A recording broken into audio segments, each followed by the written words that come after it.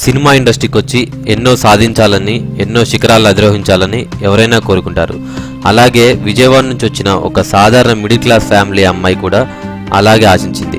తను మరెవరో కాదు, మన స్వాతి నాయుడు. స్వాతి నాయుడు గురించి మీకు తెలియని కొన్ని నిజాలు.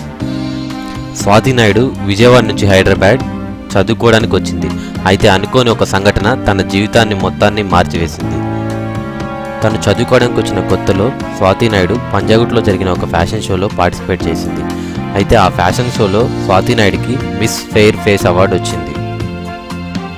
ఆ ఒక్క సంఘటన స్వాతి నాయుడు జీవితాన్ని మొత్తాన్ని మార్చివేసింది. తనకి సినిమా రంగం వైపు ఇంట్రెస్ట్ వచ్చేలా చేసింది. అనుకోకుండా తనకి సివిఆర్ న్యూస్ ఛానల్లో డాక్టర్ సమరం గారి షో చేసే ఛాన్స్ తీసుకొచ్చింది.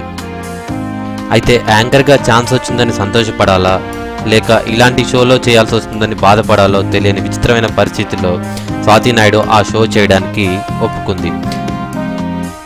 యాంకర్గా ఛాన్స్ వచ్చింది, ఇక సినిమా రంగంలో దూసుకుపోవచ్చు అని ఆశించిన స్వాతి నాయుడికి తను చేసిన తప్పేంటో కొంచెం లేటుగా తెలిసొచ్చింది. అదేంటంటే సమరం గారి షోలో ఒప్పుకోవడం వల్ల మిగతా టీవీ ఛానల్ వాళ్ళు కూడా అలాంటి షోలే తనకు ఆఫర్ చేస్తూ వచ్చారు.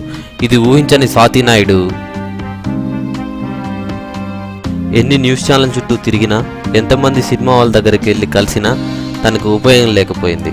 ఇంకా చేసేదేమీ లేక సివిఆర్ న్యూస్ ఛానల్లోనే యాంకర్గా కొనసాగుతూ అమీర్పేటలో ఒక ఉమెన్స్ క్లాత్స్ వేర్ని స్టార్ట్ చేసింది. అయితే అనుకోని కారణాల వల్ల దాంట్లో నష్టం రావడంతో స్వాతి నాయుడు జీవితం మరొక కొత్త మలుపు తీసుకుంది. అయితే అప్పుడే తనకు ఒక సరికొత్త ఆలోచన వచ్చింది. యూట్యూబ్లో షార్ట్ ఫిల్మ్ తీసి పెడదాం, దాన్ని చూసైనా సినిమాలో అవకాశాలు వస్తాయని ఆశించింది. అయితే అక్కడ కూడా తనకు ఇలాంటి ఆఫర్సే రావడంతో ఇంకా చేసేదేమీ లేక అలాంటి పాత్రలు చేస్తూ కంటిన్యూ అవుతూ వస్తుంది. అయితే ఇటీవల ఒక యూట్యూబ్ ఛానల్కి ఇచ్చిన ఇంటర్వ్యూలో స్వాతి నాయుడు మాట్లాడుతూ ఎప్పటికైనా తను ఒక గుడ్ యాక్ట్రెస్గా సెటిల్ అవ్వాలని, దానికోసమే ఇదంతా చేస్తున్నానని చెప్పింది.